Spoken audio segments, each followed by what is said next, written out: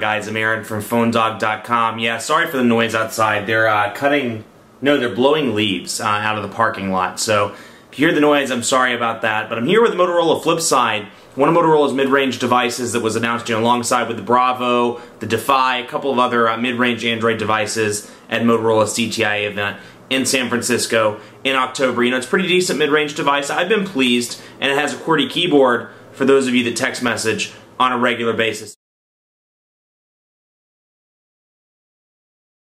So let's take a look at the browser, and it's going to be a breakneck race to see if I can finish the review before the battery dies here. Or I guess I could just plug it in, but here's the browser, typical, not PhoneDog, PhoneDog.com. Okay, so there it is, pretty decent, typical Android browser. Now this is running Android 2.1, so there's no Flash support, but you can use it in portrait, obviously, or landscape mode, and you can use the physical QWERTY keyboard if you so desire to type it in. I just wanted to show off my virtual QWERTY skills, and apparently I failed, so that's okay though. But here it comes, PhoneDog's loading, and we'll take a look at the pinch to zoom. Otherwise, your typical options, you have your new window, bookmarks, windows, which will show you which windows are open. So if you have 3 windows open, you can click that and navigate to another one. Stop and more with your typical settings there. So you can see PhoneDog is loaded. Let's take a look at it. You can see pinch to zoom is relatively quick. Again, this is a smaller device, or a smaller screen rather.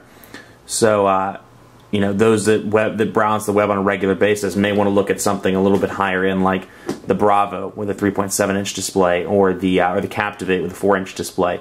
But for the casual web browser, fantastic browser, and easy to use. Pinch to zoom is pretty responsive. A little bit of lag, but nothing out of the ordinary. Let's double tap in and double tap back out. So use the landscape. Transition effects are pretty quick and easy to use on that front. Let's see. There we go.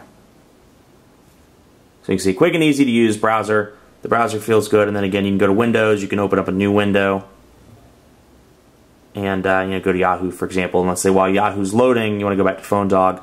You can click Windows and click PhoneDog, and you're back. So let's have a look at the camera. While we're at it, it's a 3-megapixel camera. There's no front-facing camera on this device. And again, it doesn't have a flash, so it's not intended for die-hard shots. But let me take my keyboard here, my Apple keyboard. We'll take a picture of that as an example, just to get an idea. But it does have a physical camera button, so that's a nice touch for the easier to use than pressing on screen. That's just a personal preference of mine. But you can see, let's zoom out here. Take a picture. So very basic camera. There's no, from what I can gather, there's no autofocus, so you can see. It's pretty blurry. And let me zoom out here and see, or pull out and see if I can get a better picture. It's again nothing to write home about. Let's have a look at that in the gallery for a more up close look. There we go.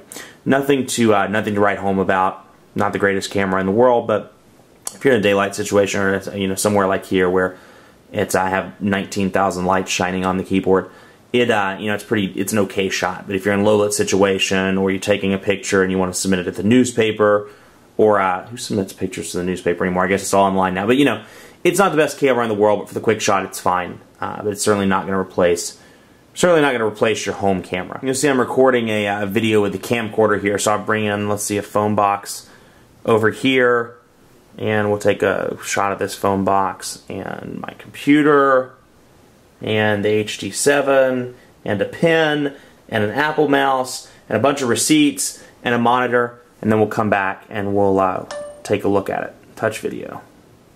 I would like to play it. And we'll see what it looks like. Again, quality is not going to be the best in the world, but let's see what it looks like for a quick video.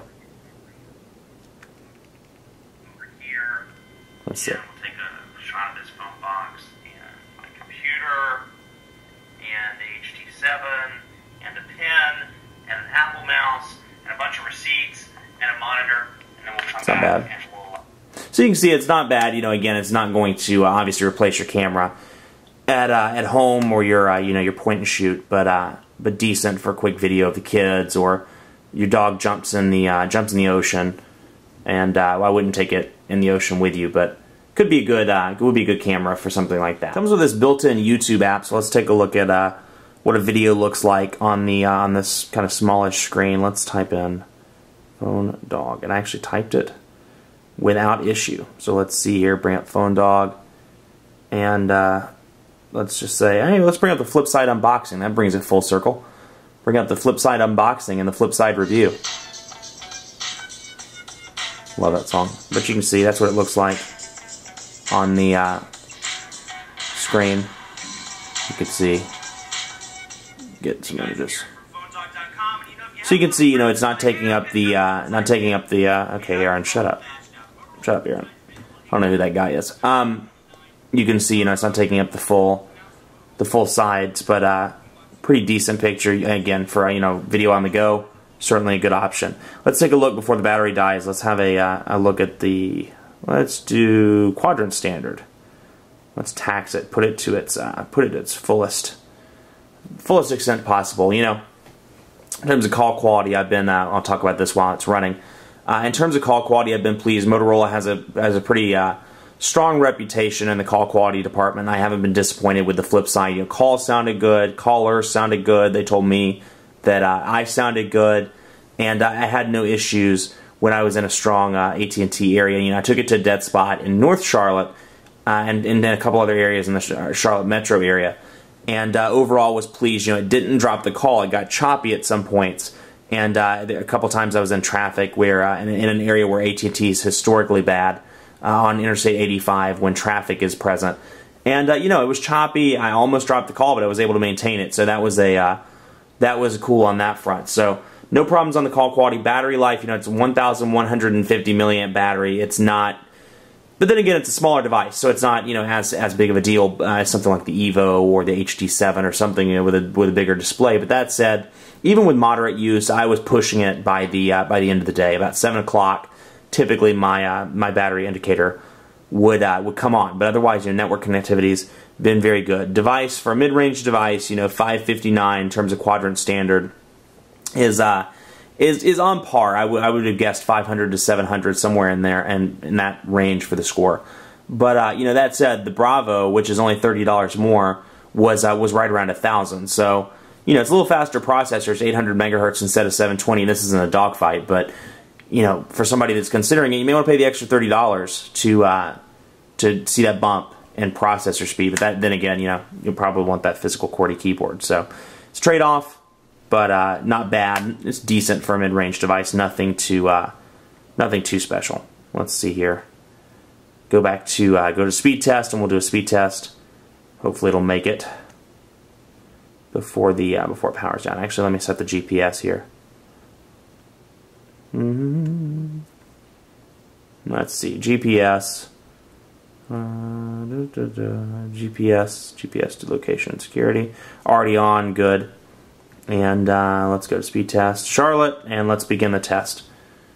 So race to the finish. 5% remaining on the battery life. Can it do it? Can it do it? It's going to hover around 1,500 megabits. Or I mean, hit 1,500 kilobits per second. That would be the fastest connection ever if it was 1,500 megabits per second. So about 2,000 kilobits per second, 2,089 on the download, 2 megabits per second on the upload. Looks like around 200. Let's see, 169 kilobits per second. So upload, moderate. Download 2 megabits per second. That's pretty good for devices not on HSPA Plus or WiMAX or any of these, you know, 4G technologies. That's a pretty decent, actually a very decent speed in my opinion. So good on that front. Much more coverage to come on the Motorola Flipside and AT&T on PhoneDog.com, so be sure to keep it locked on the site. In the meantime, be sure to like us on Facebook, Facebook.com/PhoneDog. You know, we're giving away 100 iPads, so that's pretty cool, but we're also giving away a trip to the Super Bowl. So the grand prize winner gets 2 tickets and a paid trip to the Super Bowl in 2011. So pretty cool on that front. Be sure to go to Facebook.com/PhoneDog, like us, and fill out the sweepstakes form. Also, be sure to follow me on Twitter, PhoneDog_Aaron. Ask me any questions you have about the Flipside or any other device I'm reviewing, or just phones in general. Stop by and say hello. I'd love to chat with you. Thanks for watching. I'm Aaron from PhoneDog.com. We'll see you next time.